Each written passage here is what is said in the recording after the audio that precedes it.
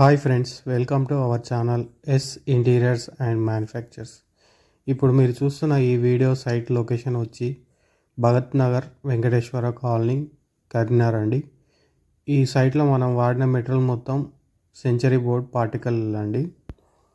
ఇది వచ్చేసి మనకు చాలా బడ్జెట్లో చేసామండి వర్క్. ఇది వచ్చి కంప్లీట్గా మనకు 2 lakhsలో అయిపోయిందండి. ఈ సైట్ వచ్చేసి 2 BHK అండి. ఇందులో మనం TV unit, puja unit, master bedroom, children's bedroom, kitchen చేసామండి. ఇది వచ్చి కంప్లీట్గా మనకు మోడ్యులర్ వర్క్ అండి. 80% వర్క్ మన ఫ్యాక్టరీలోనే కంప్లీట్ అవుతుందండి. రిమైనింగ్ 20% వర్క్ సైట్లో చేస్తామండి. వర్క్ కూడా చాలా ఫాస్ట్గా అయిపోతుంది. ఇక్కడ మన సైట్లోకి వచ్చేసరికి కస్టమర్ వాళ్ళు ఇంట్లోనే ఉంటూ చేయించుకున్నారండి. ఇది మనం కంప్లీట్గా ఆన్ సైట్ వర్క్ వచ్చేసి 4 daysలో కంప్లీట్ చేసామండి.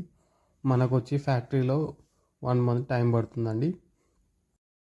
మీరు కానీ మన వీడియోస్ ఫస్ట్ టైం చూస్తున్నట్టయితే మనం ప్రీవియస్గా చేసిన సైట్స్ ఇంకా మన వర్క్ గురించి ఒక సపరేట్గా ఫ్యాక్టరీలో ఎలా రెడీ చేస్తామో, వర్క్ ఎలా జరుగుతుందో ఒక వీడియో బ్రీఫ్గా మనం పెట్టామండి. మీరు వీడియో డిస్క్రిప్షన్లో చూడొచ్చండి.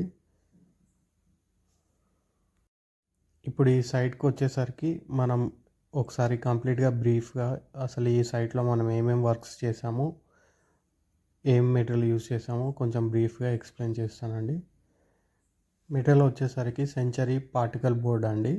ఇప్పుడు కంప్లీట్గా చూద్దాము ఒకసారి. ఇది వచ్చేసి టీవీ యూనిట్ అండి. టీవీ యూనిట్లో మనం కింద వచ్చేసి ఫ్లోర్ మోడల్ ఇచ్చామండి. ఫ్లోర్ మోడల్లో 2 doors ఇచ్చామండి. మధ్యలో వచ్చి ప్యానలింగ్ అని మొత్తం టీవీ బ్యాక్ సైడ్ మొత్తం ప్యానలింగ్ వచ్చేసింది. పైన వచ్చి గ్లాస్ షేడర్స్ ఇచ్చామండి. నెక్స్ట్ వచ్చేసి మనకి ఇప్పుడు పూజా యూనిట్ అండి. పూజా యూనిట్లో మనకు పైన ఒక బాక్స్, కింద ఒక బాక్స్ ఇచ్చామండి. రెండిటికి కూడా మనం గ్లాస్ డోర్స్ ఇచ్చామండి. నెక్స్ట్ వచ్చేసి మనం కిచెన్ చూద్దామండి. ఇప్పుడు కిచెన్లో మనకు వచ్చేసి లెఫ్ట్ సైడ్లో మన వాష్ బేసిన్ కింద ఒకటి డోర్ ఇచ్చామండి. తర్వాత బాస్కెట్స్ ఇచ్చామండి. ఇక్కడ మనకు ప్లేస్ అనేది కొంచెం కంజెస్టెడ్ ఉంది కాబట్టి మనకు 3 baskets వచ్చాయండి. దాంట్లో బేసిక్ మోడల్ మనకు వచ్చేసి cutlery, cup and saucer, thali అండి. ఇవి 3 అండి. పైన వచ్చి cutlery, cup and saucer, thali అండి. తర్వాత రైట్ సైడ్లో మనకు సిలిండర్ అండి. సిలిండర్ పెట్టుకోవడానికి ఇక్కడ ప్లేస్ అనేది చాలా చిన్నగా ఉంది కాబట్టి మనం ఇలా ప్లాన్ చేసామండి.